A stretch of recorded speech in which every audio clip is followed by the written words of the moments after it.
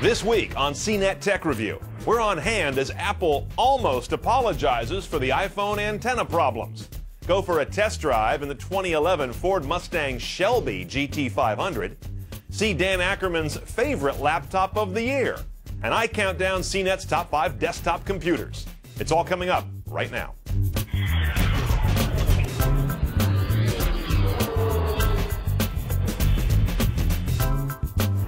Hey folks, welcome to CNET Tech Review, rounding up our hottest videos of the week and telling you which are good, which are bad, and offering some tech wisdom in the form of a bottom line. I'm Brian Cooley, filling in for Molly Wood while she's out covering Comic-Con. Now, I know Molly usually kicks off the show with the good section, but I'm going to go a little different direction. That's right, we're starting things off with the bad. At the end of last week, Steve Jobs held a rare press conference to try and put antennagate to bed. Brian Tong broke away from his hairstylist for a couple of hours to bring us the full story.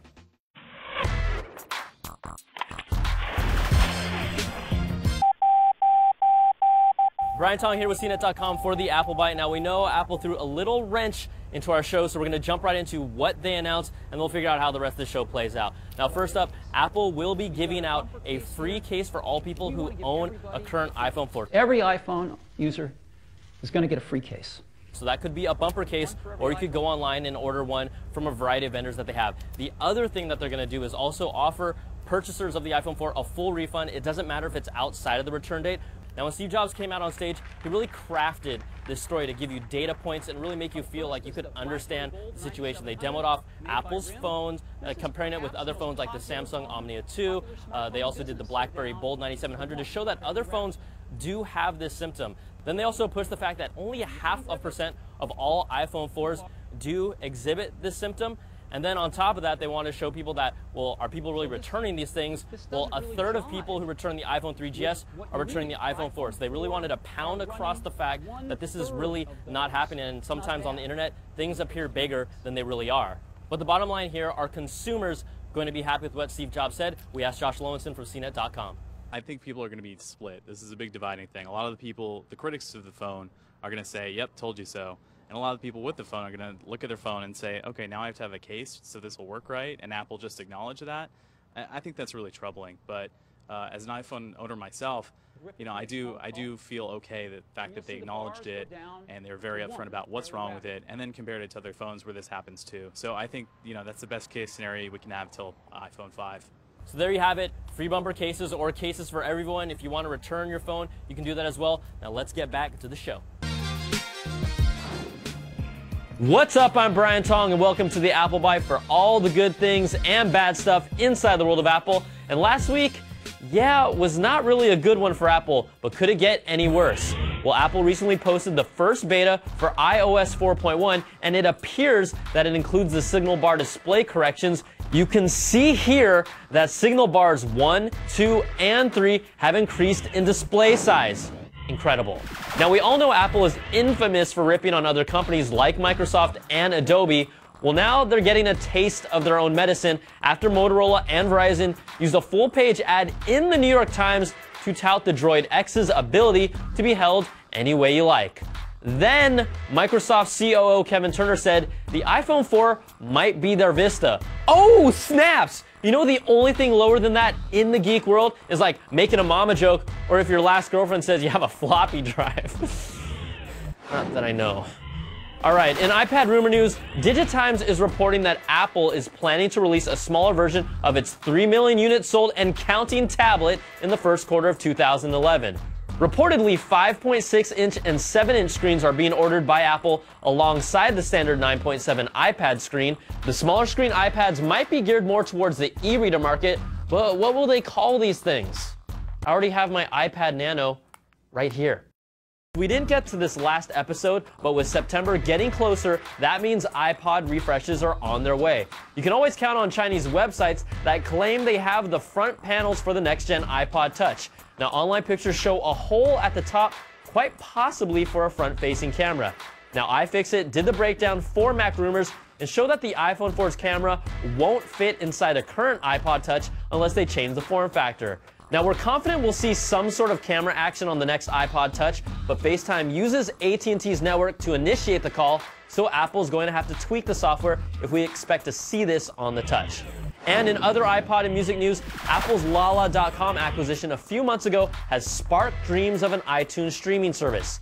MPD data recently surveyed close to 4,000 users, and 15% of the respondents would be willing to pay a minimum $10 monthly fee access to iTunes content on multiple devices. Now, if you apply those numbers to the 50 million US iTunes customers, that would represent $1 billion waiting for Apple in just its first year. The main obstacle to make this happen is getting the music labels on board, and those dreams aren't coming true anytime soon. All right, that's going to do it for this week's show. Send your emails to the applebite at cnet.com. I'm Brian Tong. Thanks for watching, and we'll see you next week for another Bite of the Apple. Honestly, antennagate is almost a bigger scandal than Watergate, since most iPhone 4 users are missing a lot more than just 18.5 minutes of their calls. Maybe AT&T can hire some plumbers. Couldn't make things any worse. Moving on in the bad, in this day and age of cloud computing, why is it so hard to have your browser bookmarks show up on whatever computer you're using, not to mention on your smartphone? Some recent upgrades to Firefox have made this a little easier, but we're still a long way from using it on our iPhones. Firefox users have long been awaiting a version for iPhone, but with Apple's ironclad restrictions, Firefox on the iPhone seemed like just a pipe dream. Then those clever folks at Mozilla came up with a different approach. I'm Jessica Dalcourt with CNET, taking a first look at Firefox Home 1.0, the closest you may ever get to surfing Firefox on the iPhone. Simply put, Firefox Home is a free syncing app that gets you access to your Firefox search history, bookmarks, and open tabs on a laptop or computer. It ties into the Firefox Sync extension that Mozilla recently rolled out, so you can't use the iPhone app without the browser add-on. Once you install Firefox Sync on your home computer, you can log into Firefox Home on your iPhone. You start typing it into the search bar to scour your history and bookmarks for a URL you recently entered. You can also pull up your list of bookmarks to quickly get to sites you previously saved from your desktop. The app also remembers the last set of browser tabs that Firefox had open. You can view those within the app's viewer or open the URL in Safari to fully interact. The app also lets you email the URL to a friend or copy it to the clipboard. We should note that Firefox Sync and Firefox Home sync periodically, not every time you make a change, so you should manually refresh the add-on and app if you're intent on getting to a certain website from your iPhone. Also, because your syncing data is stored in the cloud, Firefox doesn't have to be open on the desktop or laptop for you to plumb your history with Firefox Home. Firefox Home is a great tool for taking your work with you and saving you from having to search Safari for URLs that you've already visited somewhere else. It could still use some more tweaking, like being able to share URLs to Facebook and your social networks. Because of Apple's kibosh on competing browsers, we're unlikely to see a lot of additional functionality in the add-on space, but we are glad to connect our desktop browsing to the iPhone. I'm Jessica Dalcourt, and this is Firefox Home 1.0 for iPhone. Come on, Apple, just let us have Firefox on our iPhones. Have you seen some of the stupid apps you've approved? Okay, enough slumming. Let's get to the good stuff. One great thing about hosting the show this week is that I get to play lots of my videos. For example, this new CNET Top 5, Best Desktop Computers. Yep, we still use them.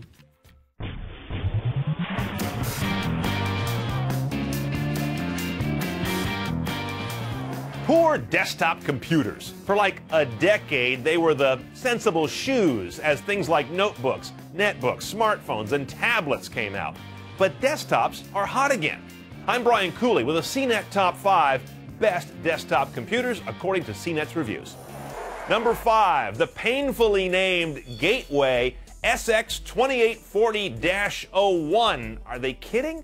This is a budget PC that is the one to beat. It's a quad-core with really smooth video playback, a terabyte hard drive, and an HDMI output. So it's a real good candidate for the living room, especially since it has a small, stylish case that doesn't say, "I'm the kind of dork who puts a computer in the living room." Number 4, HP's TouchSmart 600. Now, the Windows industry has been trying to crack the iMac recipe for ages, and honestly, not doing it. But HP comes the closest with this one. Solid apps that leverage the touch screen, great media features, and you know, it actually looks pretty good. It's not an iMac, but it doesn't cost as much as a cheap used car either. Number 3, another winner from Gateway, the FX6831-01. We're not real big fans of the red exterior lighting or the fact that the case looks like a robot's lunchbox, but this is a really hot gaming PC priced like a utility machine. Number 2, the Origin Genesis with Intel's Core i7-920 processor. Okay, I haven't spent this much on all the PCs I've ever owned, but if you've got about $5,000 freed up for your next gaming rig, this guy is our unqualified recommendation. Best performance we've ever seen. Enough said. Before we get to our number 1 best desktop computer, why are desktops hot again? 2 main reasons. Windows 7 got really good reviews, especially coming off the mess that was Vista. And OS X machines are enjoying the halo that works around all things Apple. Oh, by the way, the average selling price of a new desktop computer this year, $670. Okay, now it's time to reveal our number 1 desktop PC. It's Apple's iMac, the 27-inch with a 2.8 gig Intel Core i7. With that voracious core processor, a 27-inch screen that looks even bigger thanks to that edge-to-edge glass, seamless ability to run OS X and Windows, and a perfect 10 from us for its overall design, you can't do any better for a high-ability desktop. Desktops, hot again. Didn't see that one coming. Well, that's it for this edition of Top 5. I'm Brian Cooley from CNET.com. We'll see you next time.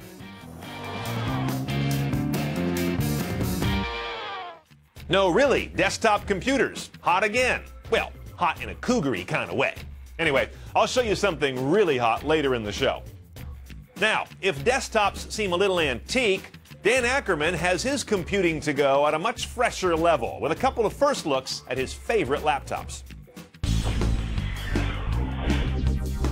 I'm Dan Ackerman, and we are here with the Asus EPC 1018. Now, I know you're used to hearing a lot of numbers after EPC model numbers, like the popular 1005 or the less expensive 1008. By bumping the number all the way up to 1018, Asus has actually gone back to the drawing board, at least aesthetically, and come up with a new design for the super popular EPC line. The internal components haven't really changed that much, but from the outside, it's a whole different animal. Now it's clad in brushed metal. It's thinner than it used to be. It's got a much more upscale, sophisticated look. We like it a lot. Feels a lot more sturdy than the kind of plastic netbooks that you might be used to, even though at $350, it's only $50 more than the super entry-level $299 models. But even though it looks really cool, inside it's kind of the same system. It's still got a 10-inch display at 1024 by 600 resolution. It's still got the same Intel Atom N450, 1 gig RAM Windows 7 starter, so not anything really new there. It's got the island-style keyboard that Asus has been using lately. We like that a lot. This model has a new touchpad. It's a little bit bigger, which is great, and the left and right mouse buttons, even though they're on one bar down here, they're at least textured, kind of big, definitely better than we've seen on previous EPC models. The new EPC still has the same great battery life we're used to from Asus EPCs or even other netbooks. Performance-wise, it's still going to give you that netbook experience. You have to really temper your expectations. You know, good for web surfing, basic productivity, some very light multimedia playback. That's about it. As long as your expectations are modest, you can definitely get away with using a netbook some, most, or even all the time if you're not doing anything too intensive. Since netbooks are essentially commodity products in a lot of ways because they really do all have pretty much the same components inside, you're really buying based on price and based on look and feel. So because they're keeping the price down and they've got this really cool new design, there's a lot to like about this new version. I'm Dan Ackerman, and that is the Asus EPC 1018. I'm Dan Ackerman, and we are here taking a look at the Toshiba Portage R705. Now, there's really no such thing as a perfect laptop, but this guy hits a lot of the right notes. It's a 13-inch laptop. It's part of Toshiba's Portage line. We've really liked a lot of the previous models, like the R500. That was a 12-inch laptop. For this version, they bumped it up to 13, same size as the basic 13-inch MacBook, while keeping the price down and keeping the components pretty good. This version has an Intel Core i3 processor in it. There's actually an industrial version called the R700 rather than the 705, where you can get Core i5 and Core i7 processors. This one has got the Core i3. It's got a 500 gig hard drive. It's got a bunch of cool extras like Intel's wireless display technology, which lets you connect the video output from this laptop to, let's say, a big screen TV. You need to get a $99 external Netgear adapter for that, but if you want to just send your signal basically through wireless HDMI, that's a great way to do it. That's only built into a handful of laptops so far, and this is one of them. But for about $8.99 or even $7.99 on sale, you get a 13-inch display, you get this solid magnesium alloy construction, it's got an accelerometer on the hard drive, so it'll park the heads if you drop it or jostle it too much. And of course you get an SD card slot, an eSATA port, and an HDMI port, all things you're not going to find on the $100 to $200 more expensive basic white MacBook. The keyboard is a basic island style, similar to what you find on a MacBook or a Sony Vaio, and the touchpad, it's about as big as any we've seen on a 13-inch laptop, except of course for the MacBook. Because it's got a mix of decent components, really good price, and nice high-end design, this is very likely going to end up being one of our favorite laptops of 2010. I am Dan Ackerman, and that is the Toshiba Portage R705. One of our favorite laptops of 2010? It's only mid-year. Pretty bold statement to make at this point, Dano. Not as bold as that tie, however. Okay, folks, time to take a break. Smoke them if you got them, but keep your ticket stub because you'll want to come right back in for a hard drive like you've never seen and a car you need to drive hard right after this.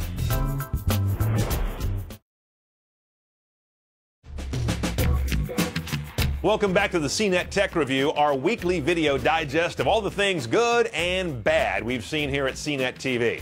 Continuing on now with the good. It's hard to get too excited about external hard drives. I mean, at the very least, they just sit there. At worst, they sit there and make too much noise. And ideally, they just hold stuff. So compared to most external drives, the Hitachi Life Studio Mobile Plus is downright interactive. Check it out.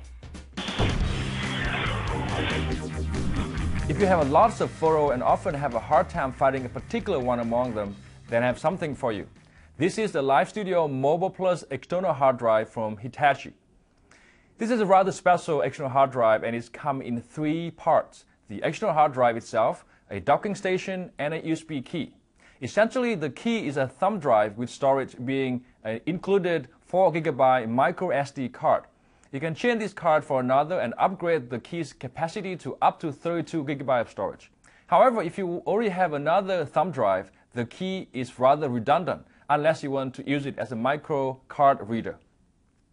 The Life Studio Mobile Plus is bus power, meaning it's included standard mini USB cable. It is used for both the data connection and to draw power directly from the computer's USB port. In case one port doesn't provide enough juice, the drive also comes with a second Y-shaped cable that uses 2 ports at a time. In our trials, however, the drive only needed 1 USB port to work. Unfortunately, the drive does not support USB 3.0 and has no FireWire connection either.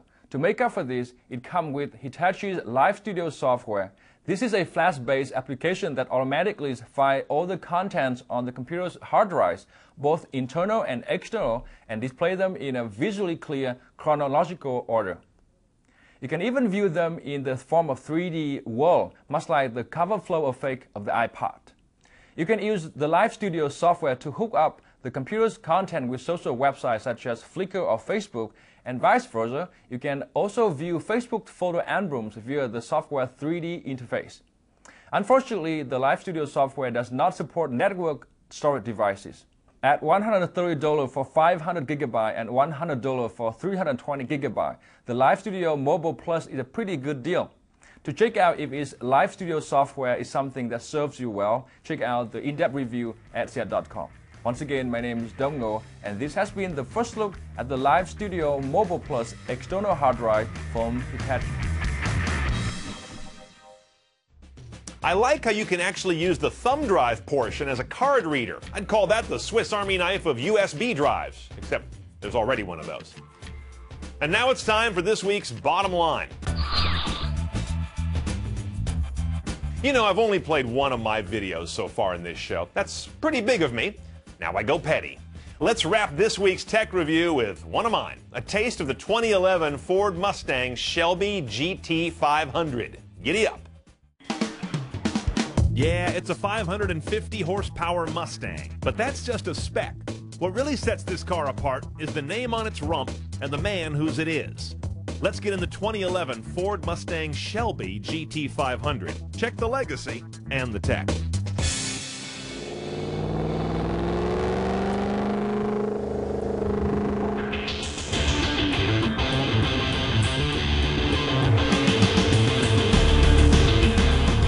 A Shelby's unique among American hot rods because of this guy, Carroll Shelby, a tall, lanky Texan who's been making cars go fast his whole life and doing so with a certain American style. In 1959, he drove an Aston Martin to win at Le Mans in his Chicken Rancher overalls. In '66, Ford GT40s he developed took first and second in the same race, something Ferrari thought would never happen. But his longest legacy is the Shelby Mustang, the original pony car given the nads of a quarter horse. Owners of vintage ones flock to have Shelby sign their glove box. And I'm the last guy you'll find getting a picture with a celeb, unless it's Carroll.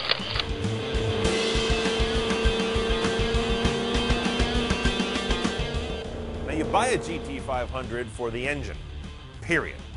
5.4-liter V8, supercharged, kind of hard to miss that. There it is sitting right on the top. Of course, the traditional Ford competition blue valve cover tells you that you've got a very special motor here. It's a hand-built mill. What they've done here, different from 2010 though, is they've gone to an all-aluminum block versus last year's cast iron. That shaved 100 pounds or so, and more importantly, it shaved 100 pounds over the nose. So this car doesn't plow the way the last year's model did, and all the previous Shelbys before it. It's a more expensive way to cast a block, but it didn't really move the price of the car. Another exotic thing here is they do not have pressed-in iron cylinder liners, which most aluminum block high-performance cars have. Instead, they've done an exotic treatment of the inside of the cylinder wall to really harden it and make it durable. End result, good numbers, 550 horsepower, up 10 from last year, 510 foot-pounds of torque. Good numbers. What's wrong with me? Crazy numbers. And yet the MPG stays reasonable, 1523, I said reasonable, which is good enough and better enough this year to beat the gas guzzler tax this car used to get. And thanks to that engine and a nice throaty H-pipe design exhaust system, the best seat in the house for audio in this car is not between speakers in the front, but between these tips in the rear.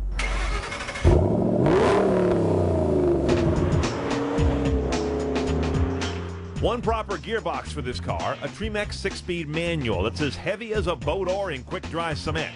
Short throws, but sort of unrefined. Our car has the Shelby Performance Package, a limited slip rear end with a shorter ratio to get out of the hole quicker, tighter suspension, special 19s on the front, 20s in the rear, cue ball shift knob, different stripes. Now, our car is loaded up inside with just about every toy, which isn't a lot. We have the electronics package, which is Ford's generally good, though not class-leading navigation system. The I button is one of the interesting things on a Ford vehicle like this because you have Sirius and Sirius Travel Link. That brings you all kinds of information, including traffic, weather, fuel prices, movie listings. A lot of folks haven't seen this in action yet, so I tend to point that out. Bluetooth hands-free, of course, is all part of the sync system, which is stock on this car, so that gets you your media integration and your hands-free communication.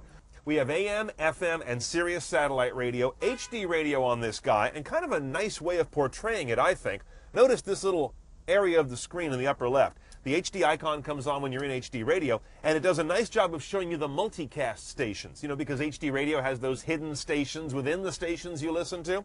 This one shows that the station I'm listening to now has its primary frequency that I'm on, a multicast station on 2, and of course, technically, they can go all the way to 8, though no station I know does that. And the last thing that's interesting is a little kind of an Easter egg here. You've got the traction control for traction on or traction off, but if you double tap it, you get a sport mode for traction control. That's the one that I liked. Get this car without the LCD head unit, and you'll still get sync traffic directions and information with a Send from Google destination feature. With 100 fewer pounds on the nose, the 2011 GT500 turns in quite nicely instead of plowing on twisty roads. We're split around CNET on the ride quality. Some found it punishing. I found it exactly what cars like a Nissan GT-R need to be, firmly compliant.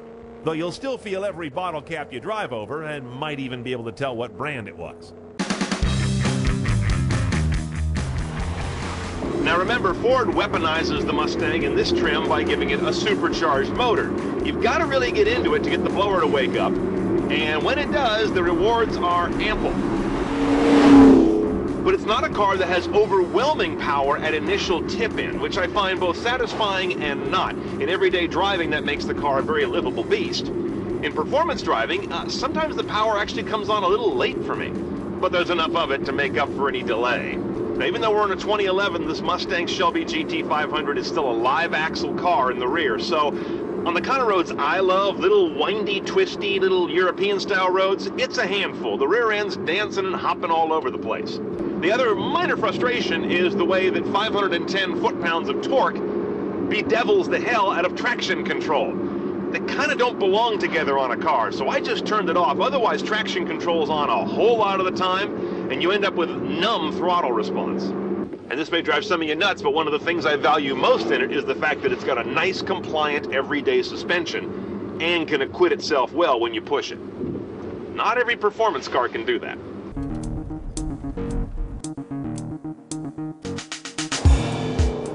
Okay, let's price our little red striped friend. About 50 grand is your base price for a GT500. Not a cheap toy, but it's got some great numbers. 3 big packages to look at. $3,500 for Shelby Performance Kit, $2,500 for the electronics rig, which is mostly about the hard drive base nav and media system. $1,300 for Shaker 1000 sound, but not with the electronics rig. That's a little frustrating to me. One big a la carte piece, and that would be the full glass roof here. Kind of bourgeois, but I think I'd do it, and it's $2,000. But you're buying more than a collection of specs and options here. You're spending 50 grand on a Mustang because you want something fast, iconic, and unapologetic, like the guy whose name it wears. The bottom line this week, always ask yourself, what would Carroll Shelby do? Unfortunately, he'd probably grind his heel into your iPhone, laptop, external drive, or browser bookmark cloud thingy and tell you, stop being such a sissy. That's it for this time. Tune in next week for another look at the tech that was, including Molly's coverage from Comic-Con. Until then, there's fresh video coming out of the oven every day at CNETTV.com. See you next time. Thanks for watching.